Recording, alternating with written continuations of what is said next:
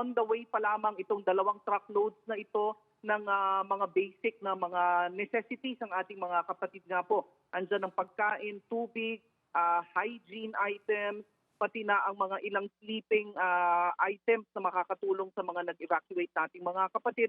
Meron din tayong dalang mga solar lamps, possibly meron tayong maihahabol pang mga tent at ilan pa, Cheryl. Pero again, ito ay agad-agad na minandato nga ng ating chairman na si MVP o si Manny D. Pangilinan para nga tulungan ng ating mga kapatid. Hindi lamang dito sa Jensan, Cheryl, kundi ito na nga gaya ng iniulat ng ating kapatid na si Gary De Leon, yung mga ibang mga municipalities pang apektado dyan sa lalawigan ng Sarangani, maging sa katabing Davao Region na nagpaabot din ng kanilang kahilingan na sila'y matulungan.